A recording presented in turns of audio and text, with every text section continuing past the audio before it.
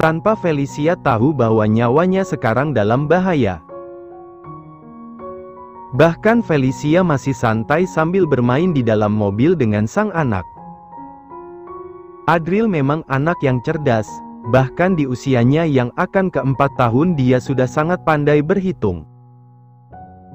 Untuk anak SD bahkan Adriel sudah mulai mengenal pelajaran fisika karena Zico yang terus saja menegakkan sang anak akan hal-hal yang berbau pengetahuan. "Adek, jangan nakal ya di perut mama," ucap Adriel mengelus perut sang mama dan berbicara dengan adiknya. "Iya, Kak. Adek mau segera ketemu kakak Riel," balas Felicia dengan menirukan suara bayi. Mereka berdua tertawa bahagia sejenak tanpa adanya Zico di sana. Akan tetapi Zico memantau keduanya dari CCTV yang memang ia pasang di mobil untuk mengetahui kegiatan atau percakapan antara istri dan anaknya. Bahkan saat Zico mendengar hal tersebut dia ikut tersenyum mendengarkan ucapan mereka. Tak lama mobil Felicia diikuti oleh beberapa mobil di belakangnya. Bahkan supir Felicia sudah merasa ketar-ketir saat dia melihat banyaknya mobil yang mengepungnya. Mulai dari belakang, samping hingga depannya. Segera Pak Supir menekan tombol darurat yang nantinya akan langsung menghubungkan dengan ponsel bosnya yaitu Zico. Setelah itu Felicia pun merasa ada yang aneh dengan mobil-mobil di dekat mobilnya. "Pak, ada apa ya?" tanya Felicia. "Nona muda sepertinya ada yang berusaha untuk menghalangi jalan kita," ucap supir tersebut. "Astaga Pak, hati-hati ya," ucapnya dengan kekhawatirannya. Felicia sambil memeluk erat sang anak dan juga perut buncitnya karena dia tidak ingin kedua anaknya mengalami bahaya. Entah mengapa jalanan yang biasa Felicia lewati sekarang sangat sepi. Hal itu membuat Felicia sedikit khawatir jangan-jangan memang ada orang yang berusaha untuk menjebaknya. Tak lama mobil Felicia sudah terkepung oleh beberapa mobil. Tak lama kemudian terdapat suara keras dari belakang. Mobilnya ditabrak dengan kuat hingga Felicia terus saja memeluk erat tubuh sang anak yang pasti ketakutan. "Mama," pekik Adriel yang sangat takut sekarang ini.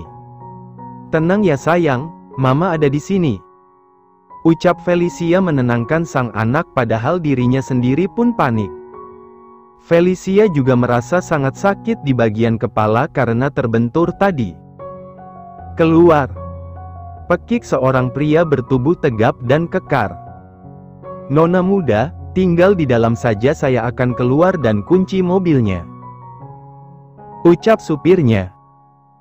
"Pak, jangan lebih baik Bapak di sini saja," sahut Felicia tak mau terjadi apa-apa dengan orang-orang di dekatnya. "Oh gak mau nurut ya?" ucap lelaki tersebut. Setelah itu kaca pun dipukul keras dengan besi membuat retakan kaca terlihat jelas. Bahkan Adriel yang tepat berada di sampingnya pun sampai menangis dan Felicia langsung memindahkannya ke dekapannya. Felicia menutup mata Adriel agar tidak melihat mereka yang sedang membabi buta menghancurkan mobil yang ditumpangi Felicia. Setelah kaca sudah tidak bisa menahan hantaman bertubi-tubi dari luar, akhirnya kaca pun pecah. Pintu sudah bisa dibuka membuat orang-orang bertubuh kekar yang entah berapa banyak. Felicia juga tidak tahu itu pun bisa menjangkau Felicia dan Adriel di dalam. "Tolong. Saya mohon lepaskan saya dan anak saya," mohon Felicia, namun sayang tak berhasil mempengaruhi orang-orang tersebut. "Nona muda, lepasin Nona muda," pekik Pak Supir tidak ingin terjadi apa-apa dengan Nona mudanya dan juga tuan kecilnya. "Mama," pekik Adriel. Saat Pak Supir mencoba untuk menolong Felicia dan Adriel, dia langsung dihajar dan dibuang di sembarang tempat di jalan dalam keadaan wajah penuh darah. Tapi untungnya tidak sampai meninggal dunia. Felicia dan Adriel pun berhasil dibawa dengan mobil jeep para penculik tersebut. Dengan sekali usapan sapu tangan, Felicia dan Adriel sudah pingsan karena obat bius. Itu memudahkan para penculik tersebut membawa Felicia dan Adriel dengan mudah. Sedangkan supir Felicia yang masih terkapar di tengah jalanan sepi pun mencoba untuk mengejar mobil kawanan penculik itu. Tetapi dia tidak bisa karena tenaganya yang sudah sangat lemah dan entah bagaimana nantinya nasibnya, jika tuan mudanya tahu kalau nona mudanya diculik. Dia tidak berhasil menjaga nona muda dan juga tuan kecil. Sekuat tenaga supir tersebut mengambil HP-nya yang tergeletak di jalan seperti tubuhnya ini. Bagaimanapun dia harus memberitahukan bosnya. Sedangkan di sisi lain Zico sedang meeting, namun dia merasakan ada yang aneh karena dia sangat gelisah sekarang ini. Tapi apa? Tuan, panggil Adi karena bosnya itu malah melamun di saat rapat. Kita bahas lagi besok, sekarang kalian boleh pergi, dan Adi kamu segera ke ruangan saya. Perintah Zico kemudian meninggalkan ruang rapat dan menuju ke ruangannya dengan tergesa. Ia juga tak sengaja meninggal handphonenya di ruangannya tadi. Saat sampai di ruangannya, Zico segera mengambil handphonenya. Entah mengapa dia ingin sekali segera melihat handphonenya. Benar saja, saat dia melihat di teleponnya ada sebuah panggilan berulang kali dari sang supir. Zico segera menelepon balik namun tak ada balasan. Bertepatan Adi masuk ke dalam ruangan Zico. "Ada apa, Pak?" tanya Adi. "Segera lacak keberadaan Felicia sekarang ini. Tadi supirnya terus menelepon saya tapi saya tidak angkat karena saya tidak bawa HP," perintah Zico. Tak lama HP-nya berdering menandakan ada panggilan masuk dan saat dia melihat siapa yang meneleponnya, Zico sedikit lega karena sang supir meneleponnya. "Halo, sekarang di mana?" tanya to the point. Tuan N. Nona muda dan tuan kecil diculik," gumam lirih sang sopir namun masih bisa didengar oleh Zico. "Apa?" pekik Zico membuat Adi yang awalnya ingin pergi pun berbalik dan memandangi Zico. Setelah itu Zico pun menutup teleponnya dan meminta kepada Adi untuk mempercepat apa yang sudah ia suruh tadi. Sekarang kondisi istri dan anaknya dalam bahaya. Zico melajukan mobilnya dengan sangat cepat, bahkan dia melajukan di atas kecepatan rata-rata karena panik akan keadaan istri dan anaknya. "Sayang, kamu di mana?" tanya Zico pada dirinya sendiri akan keberadaan istri dan anaknya. Adi yang sudah selesai mendapatkan informasinya pun segera memberitahukan keberadaan terakhir mobil Felicia dan anaknya tersebut. Sedangkan Felicia dan Adriel dibawa ke sebuah gedung tua dengan bangunan yang sangat tua dan lapuk. Bangun itu kapan saja bisa roboh.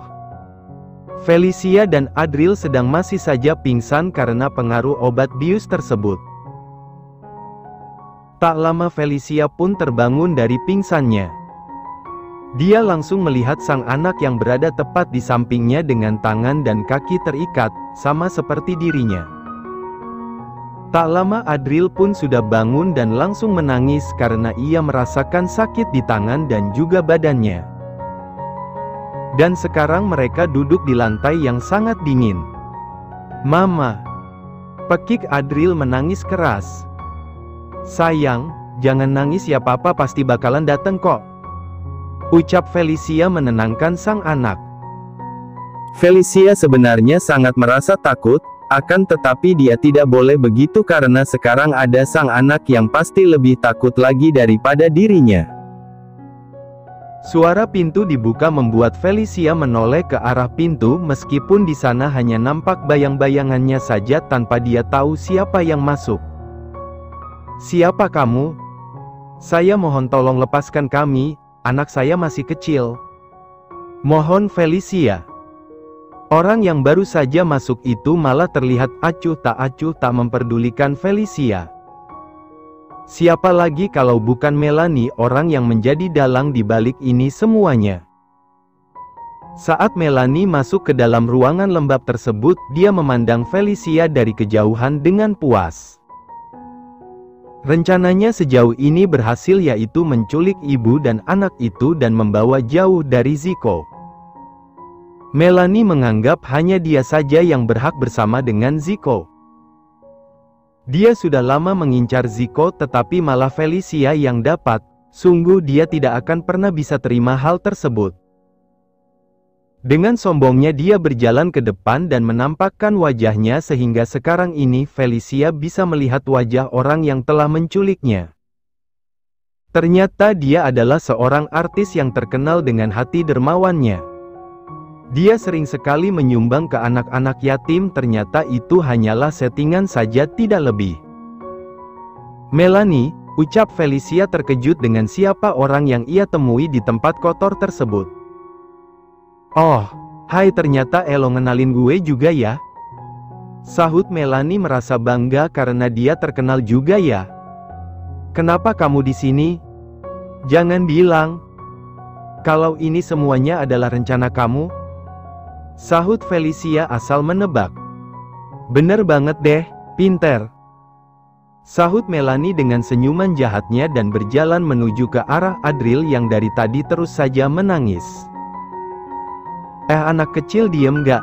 Sakit tahu telinga gue denger tangisan Elo. Bentak Melanie jongkok mensejajarkan tubuhnya dengan Adriel dan mencengkram mulut Adriel yang dari tadi menangis. Jangan sakiti anak aku. Pekik Felicia menepis tangan Melanie dengan tubuhnya dan membawa Adriel berada di belakangnya. Felicia sangat tidak rela jika harus melihat anaknya disakiti seperti tadi. Hati Felicia sakit dan hancur karena anaknya diperlakukan sangat jahat. Apa maumu? Pekik Felicia sudah diambang kesabaran karena perlakuan Melanie kepada sang anak tadi. Masih tanya lagi?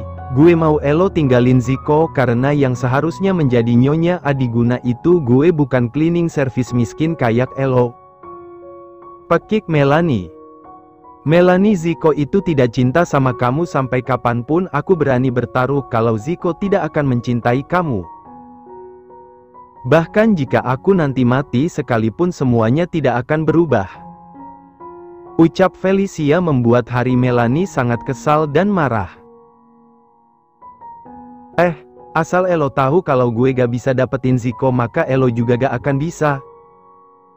Bentak Melanie dengan menjambak rambut Felicia dengan keras membuat Adriel yang berada di belakangnya semakin menangis keras. Diem gak?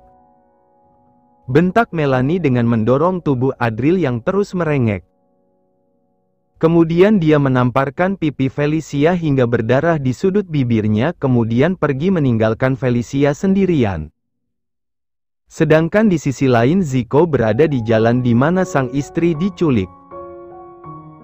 Di sana sudah berkerumun banyak orang dan juga polisi yang memeriksa tempat kejadian, sedangkan sang supir baru saja diangkat ke ambulans namun langsung dihentikan oleh Zico.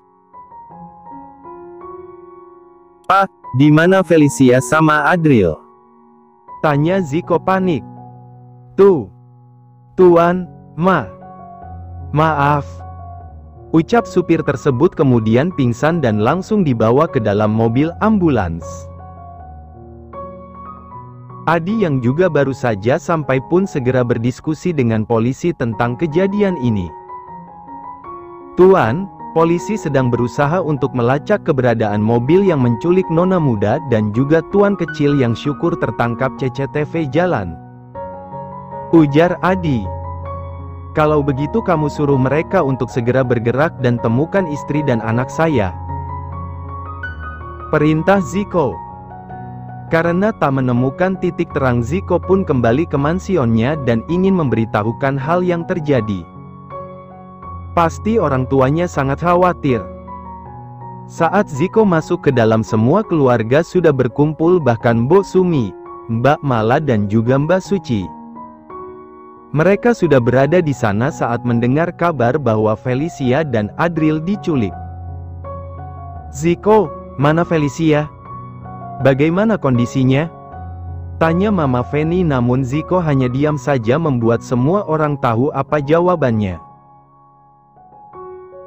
Felicia belum ketemu Ma, tapi Zico akan pastikan Zico akan membawa Felicia dan Adriel secepatnya Ma. Tegas Zico dengan air mata yang sudah menggenang mengingat anak dan istrinya yang pasti sekarang sedang kedinginan dan juga lapar. Pagi harinya di sebuah rumah gubuk Felicia terbangun. Dia merasa perutnya sangat sakit karena dia dari kemarin tak juga makan. Dia khawatir pada kondisi sang anak yang pasti lapar juga, namun Adriel hanya diam saja tertidur di panggung sang mama. Tak lama sebuah pintu didobrak masuk membuat Adriel terkejut. Adriel bangun langsung memeluk sang mama. Dia tahu kalau saat seperti ini bukanlah waktu yang tepat untuk menangis. Dia ingin melindungi mama dan juga adiknya bagaimanapun caranya. Ini untuk kalian," ucap salah satu pria bertubuh tambun dengan melemparkan makanan kepada Felicia dan Adriel. Mereka memang sudah tidak diikat ke belakang lagi karena tidak ada gunanya. "Sayang, makan yuk," ajak Felicia. Dengan telaten dia menyuapi sang anak. Felicia tahu kalau Adriel pasti takut. Setelah selesai sarapan, sampai malam harinya tidak ada siapapun yang datang. Bahkan untuk makan siang dan makan malam saja tidak ada. Perut terganjal hanya dengan makanan yang sangat sedikit. Felicia tadi pagi membagikan makanannya kepada Adriel yang sangat kelaparan. "Sayang, kamu di mana? Aku sama Adriel butuh kamu," gumam Felicia lirih berharap sang suami akan datang menyelamatkannya atau tidak menyelamatkan Adriel dan juga sang adik yang berada di perutnya saja. Mama jangan nangis ya, Adriel pasti bakalan jaga Mama kok.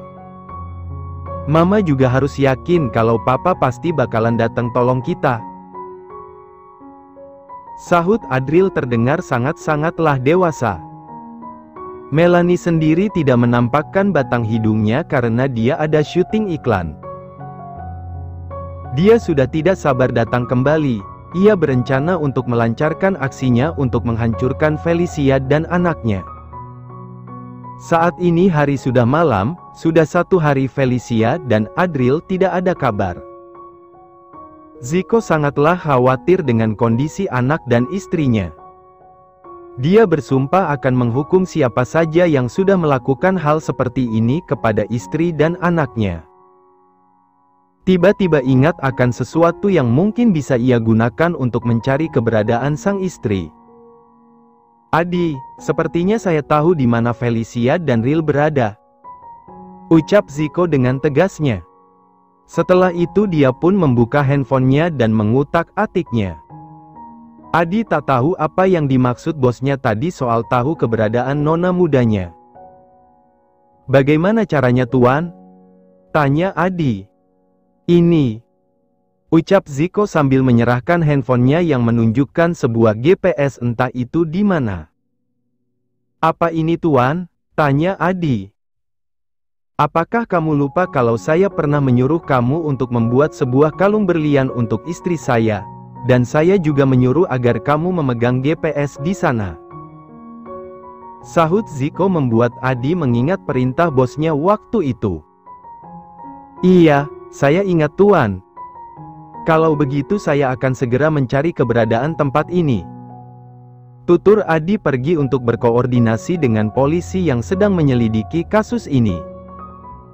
Zico memang pernah meminta Adi untuk membelikan sebuah kalung berlian. Di dalam sana tertanam GPS, berjaga-jaga jika ada hal yang tidak diinginkan terjadi, dan benar saja tebakannya. Untungnya saja Zico memberikan kalung tersebut kepada Felicia. Untuk Adriel, Zico juga tak lupa memberikan jam tangan anak yang biasanya digunakan untuk Adriel jika butuh panggilan darurat saja. Tidak lupa di dalam jam tangan tersebut sudah terpasang GPS juga. Untungnya saja saat Adi kembali setelah memeriksanya ternyata di sana adalah sebuah gedung tua yang sudah hampir roboh dan juga sangat lembab. Kalau begitu kita sekarang ke sana dan saya mau semua tim diarahkan ke sana untuk berjaga-jaga. Nanti di perjalanan akan saya terangkan bagaimana rencana saya. Ucap Zico saat dia sudah menunggu polisi tersebut untuk bergerak menuju ke tempat tersebut. Mereka semua pun segera menuju ke tempat yang GPS tunjukkan. Sebuah gedung tua yang hampir saja roboh membuat Zico tidak bisa berpikir dengan tenang. Dia sudah merencanakan semuanya untuk menyelamatkan sang istri. Zico berharap agar rencana kali ini akan berhasil. Tim sudah disebar untuk mengendap ke dalam rumah tersebut yang dijaga oleh beberapa orang berbadan kekar. Entah sampai sekarang Zico masih belum tahu siapa dalang di balik rencana busuk ini.